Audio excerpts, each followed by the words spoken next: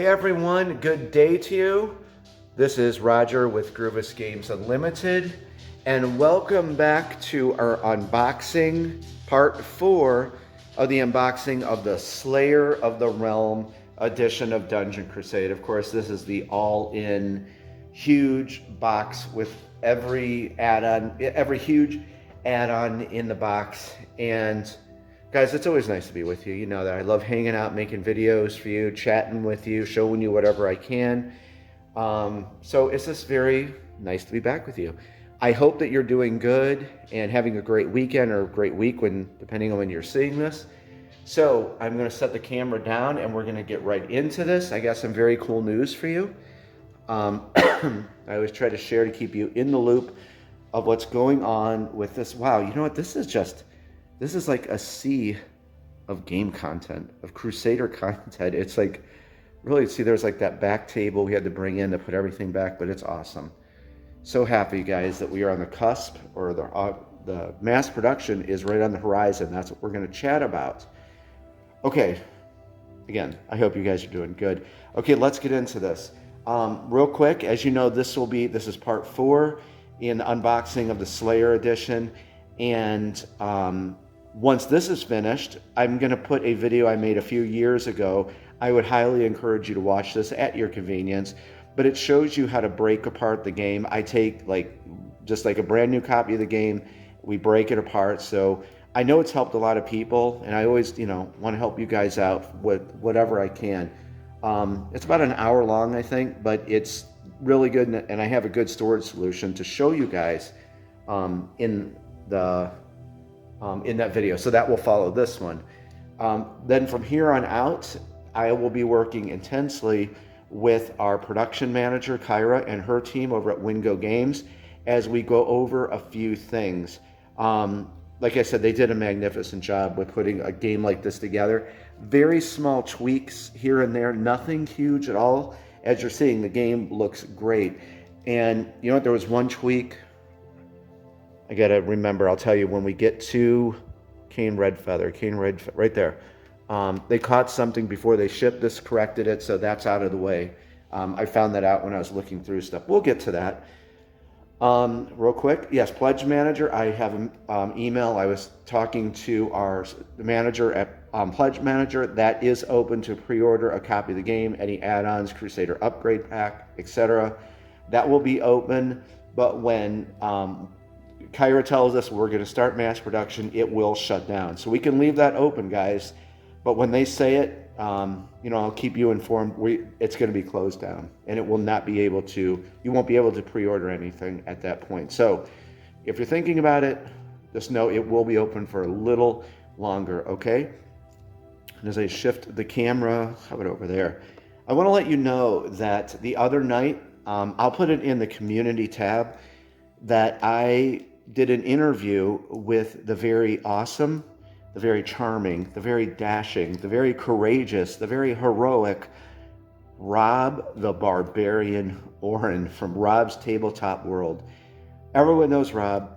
Despite what he tells you, he is a legend in the board game community. He's just so nice, and he helps out so many creators. I mean, he's the one who really broke Dungeon Crusade back in the day. I just, like you guys, always be eternally grateful to you and Rob. We really had a nice interview. It was almost about an hour. I think it'll surprise you. I was very candid about stuff, as I always am. And so he is going to premiere that on his channel on May 3rd at 7 p.m. So I guess what a premiere means is I can be there and I can chat with you guys. And so I'm going to try to get this video uploaded the night before. So just know, check the community tab for the link, hang out with me and Rob, and let's chat. So I want to get into this, and what else can I tell you? I think that's it. Working with them on the few things for the game. We're going to working towards mass production, and I'll be doing a special update for Kickstarter, with showing, of course, all of this in a special edition of the Kickstarter update. Okay, so let's get this wrapped up. We got some fun stuff to look at. I think you'll enjoy. So we looked at a lot of stuff from the Crusader of the Realm edition, okay? So we're going to look at a few things that make the Slayer of the Realm edition unique. You know, it's every single add-on. If you remember, hopefully you watched the Crusader of the Realm. We went over those 6 heroes and their special abilities, okay? So I put them in line right here. These are what come with the game. But with the Slayer of the Realm, you get the extra 6 heroes here. So we'll go over those. We'll shoot over there to take a look at their special ability cards. Actually, when I know I'm talking fast because I want to get into this for you. When we show a hero off, like here's Matari, our bard, I'll just grab the special ability cards. We'll go through that, so on and so forth.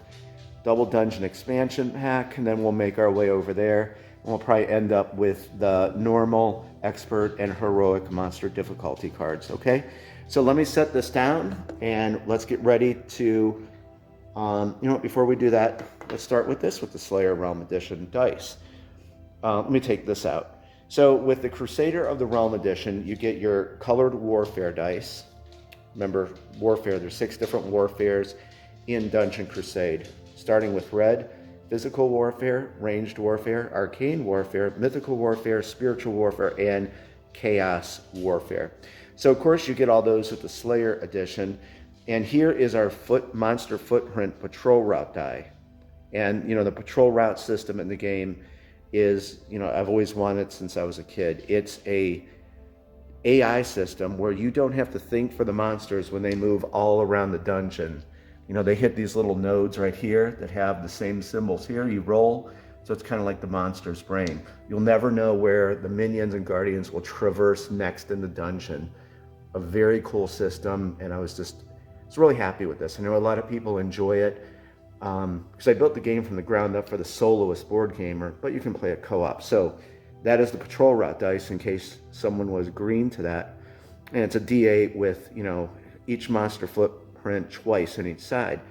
But with the Slayer of the Realm Edition, you get this cool classic skull design. Same exact thing, same colors, but they're just skulls. And this is the one I always preferred. So you get one of these dice with that. In the Pledge Manager, we have packs of 3 of them. So you can get extra monster footprint ones, or you could get 3 of the skull patrol route dice. So that's in the add-on section. But with the Slayer of the Realm, you do get both of them, okay? All right, so now let's take a look at some hero cards and get on with it. Let me set this camera down, and I'm gonna think of the best way to do this here. Be right back. Okay, I think this format will work here. Like I said, in the Crusader of the Realm Edition, we looked at the first 6 heroes that, you know, come with each edition of the game. Slayer of the Realm, you get the expansion heroes. So let me, well, you know what? I don't think we took a look at Albus here. This is another unique feature in Dungeon Crusade. When heroes are in the dungeon and they're completing their quests, they're not permitted to leave the dungeon until the quest table they're working on is complete. You know, they're not there to go lollygag in the village and play in the House of Chance. They're there to do a job. They stay in the dungeon. Albus is the hero's fetch hound. And Albus, here's his hero cards right here. As you may know, every hero card there is a backstory, like I wrote this one for Albus here. So it gives you more of the lore and the world building of the land of Avalon. So Albus, here's his hero cards. Every hero in the game can level up to level 3. And so you can send Albus back to the village to get potions, weapons, gear, things like that, torches. And so right here, this is what he can carry at level 1, and he can move, roll of a d6 and 6 movement, but as he levels up, he can carry more, he can run faster. And level 3 Albus, he can go flying. He has a base movement of 10 plus a d10. And you can see he can carry 8 potions, and what is that, 5 pieces of gear, and he can carry up to 3,000 gold. So another nice, unique feature, and of course, my love for dogs. So there's Albus. I don't think we showed that before. So there is Albus the Fetch Hound, the hero's Fetch Hound.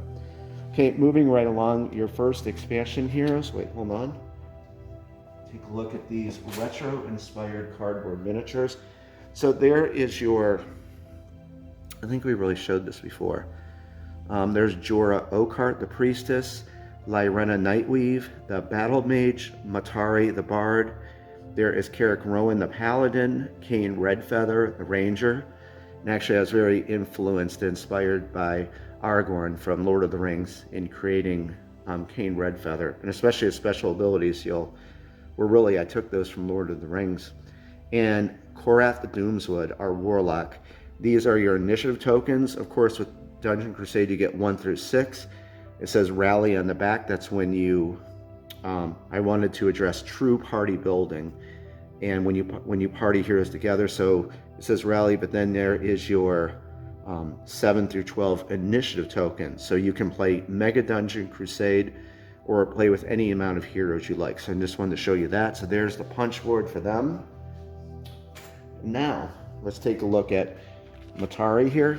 And just like we looked at Albus, it has all the same formats. There's her level 1. You can see the warfare type. A few she's proficient in, middle of the road, and not too good in the other ones. Remember, there's no superhero in Dungeon Crusade, but through leveling and all of the different gear in the game and the power gems from mining and crafting, you can create really the hero that you want. That I was very inspired by. I love MMORPGs, so that's where that came from. Nice backstory on Matari. So you can just take a look at that, and of course, there's level 3. So there is Matari right there. That tells you their starting weapon. Here is their health. The circle is where you put your white card clip, and here's your essence bar. Essence is used to cast special abilities. Okay, so there's Matari. Let me grab her special ability cards. And we'll go a little bit quicker after this, but I just wanted to explain how it is.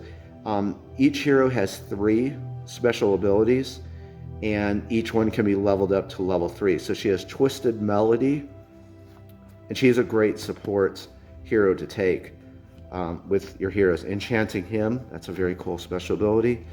And finally, Alluring Charm. So those are her 3. Then every hero has counterattack.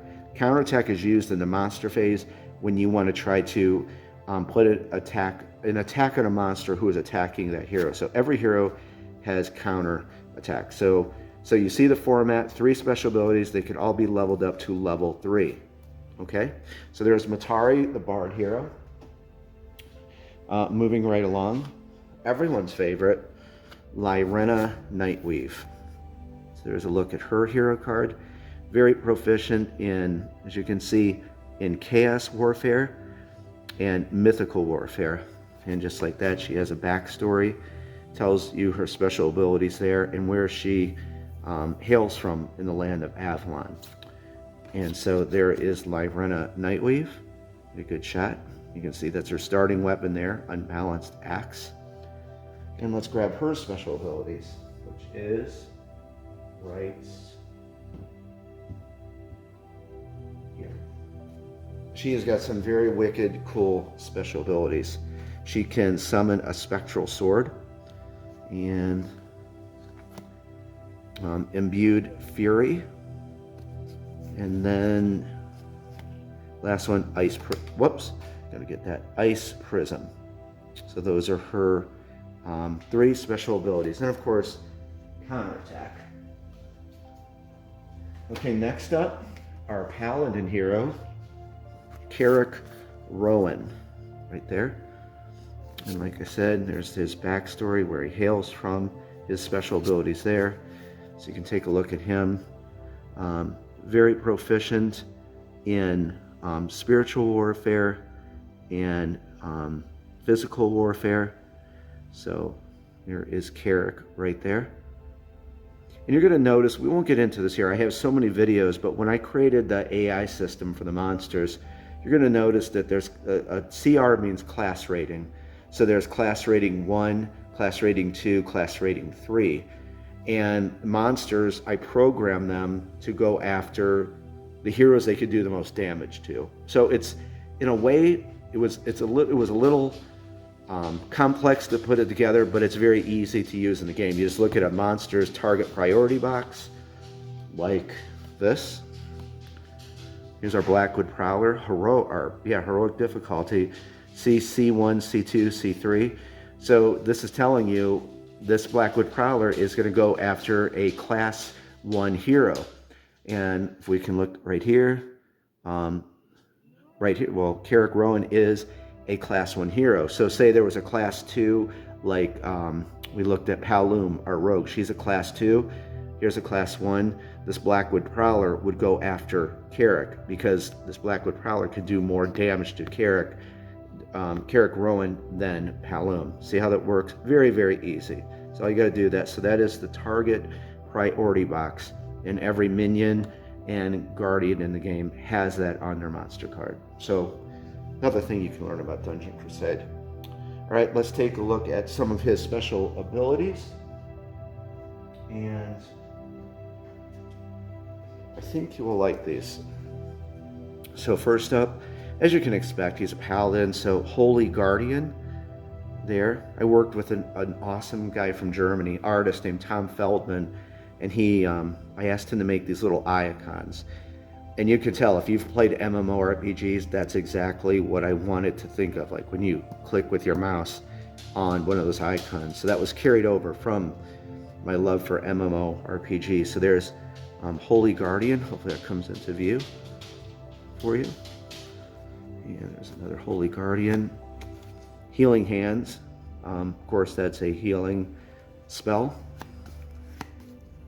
And then Consecrate Ground. So you can do that around a monster and it will debuff them and do damage to them. So those are his special abilities. So on to our next hero. Okay, our next hero is kind of unique in a way. Let's take a look at Jorah Oakheart, and she is our priestess or priest in the game. And again, I want to say something. Freddie Lopez, he's like a long lost brother. He was the artist, really became best friends with him, and this is his amazing art with her. I wanted to make sure that comes in clear so you can see all that. What's that? Well, hopefully that's clear for you. And again, like there's her backstory, where she hails from. And the thing that's unique with her is, if you look, she's got kind of low health, but she has a lot of essence for casting special abilities. And I'm going to show you the special abilities in a moment. But when she levels up to level 3, I mean, look at all that essence. She can throw some massive heals down for the heroes. So what, kind of squishy, you could say. She has low health, but tons of essence, and we're going to take a look at her. There, maybe that's the sweet spot for the hero cards. So let's take a look at some of her special abilities. And here we go. Heavenly Arc. Now this will heal like a multitude of heroes wherever they are in the dungeon. She has these are very powerful, especially the level 3 ones. So we have, Heavenly Arc. Heavenly Arc. Healing Light, a great healing spell. And then the last one, there's Counterattack, is Soul Revival. And she's the only hero. When I wrote all the special abilities, I wanted to give each hero something very unique. And so with this, she can actually restore other heroes' essence. And no other hero in the game can do that. So Jorah is a very kind of special hero, I always thought. So those are her special abilities. Okay, hope you're enjoying hanging out with me. I love talking Dungeon Crusade with you and showing you all this. And here we go, Cain Redfeather. And actually, this is what I was going to show you, that I thought that there was an error in the templates we were reviewing, but Kyra caught it and they corrected it. So I'll point that out in a moment. Cain Redfeather. Here you go. This is your ranger hero. And like I said, I was really inspired. I love the Lord of the Rings, that trilogy. The Two Towers and Return of the King, Fellowship of the Ring. I'm telling you what, those movies may be, 23 years old? Nothing will ever top those for like high fantasy and the story and just the art and the vistas, and Peter Jackson, just genius, brilliant. So he was kind of like Aragorn. From there was my inspiration for Cain Redfeather. And there's what he is for his warfare types. As you can expect, he's very good in ranged warfare and pretty good at chaos warfare and just middle of the road with physical and spiritual warfare, and not good at all with mythical and arcane. And again, he can be leveled up to level 3. I'll just show you these special abilities and point a few things out for you. Find them. And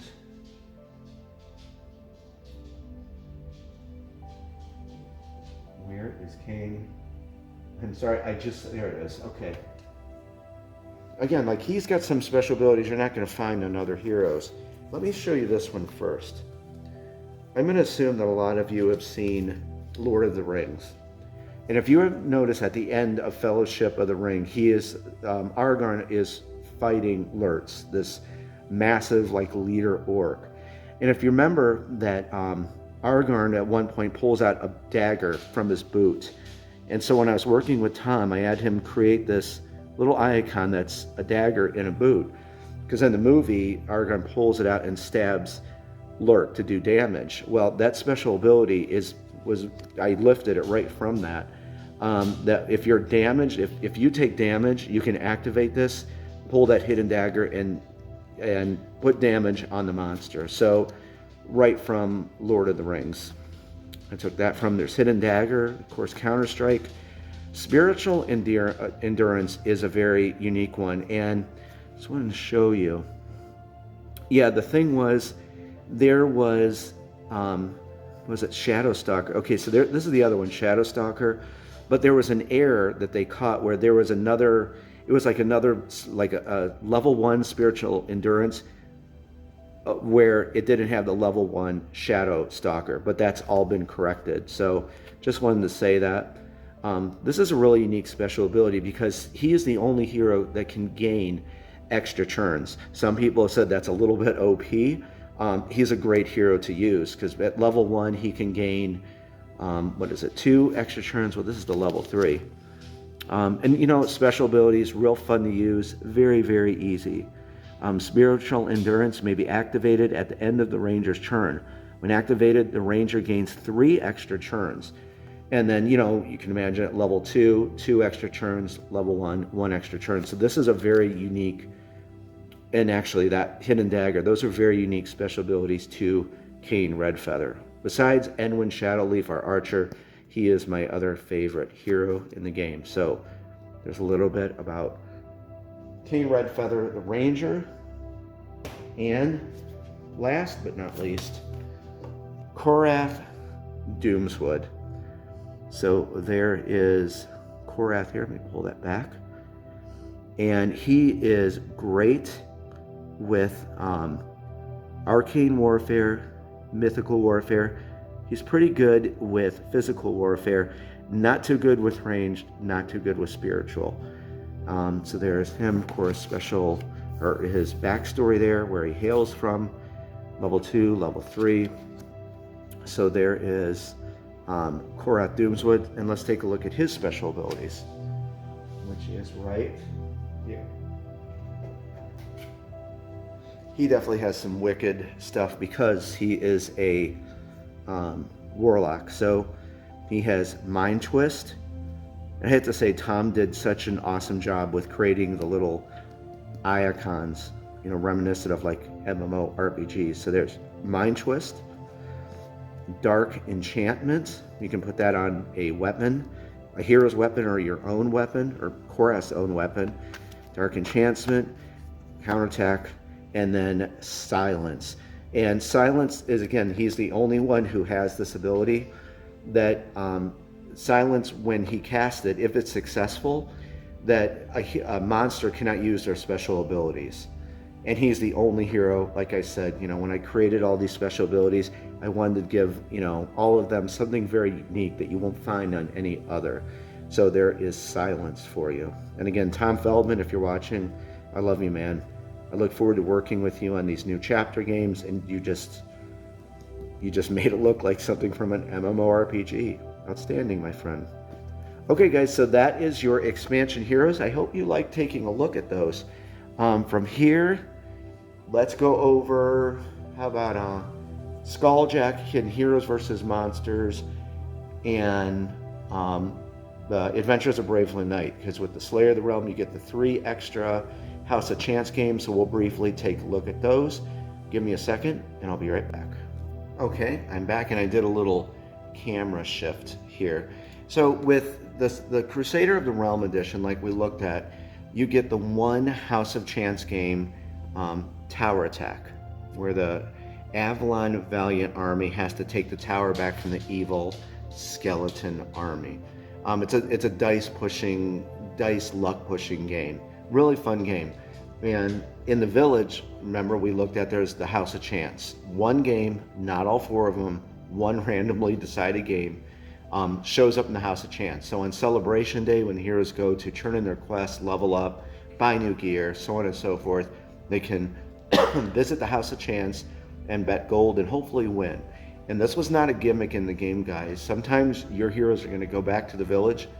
They may not have a lot of gold.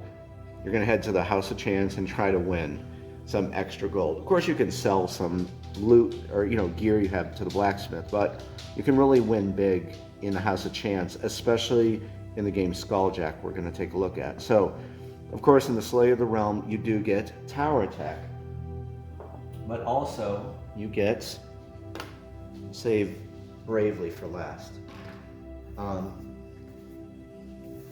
You also get Heroes versus Monsters, and this is kind of like a defense game. These monsters up here, these baddies, I think we talked about this before, start here. This is the Chapel of Light. They start here and they advance towards the Chapel of Light. You have 3 heroes and you have to defend it, and there's 8 challenge cards we'll take a look at here. So you put your challenge deck here, challenge and play, and each of the heroes, I gave them 1 special, unique, special ability. And where is that at? I just had the right here. So with the Slayer of the Realm, you get the cool little tokens there. There's your heroes right there, and there's the baddies right here. And remember, you do get a little miniature of Bravely the Knight. So you get this punch board there with the monsters. And I'll show you the challenge cards. And as you can imagine, level 1's very easy, so we'll take a look at level 1. But there's the Heroes versus Monsters challenge cards, and it gets really tough when you get up to like level 5, 6, and 7, and 8.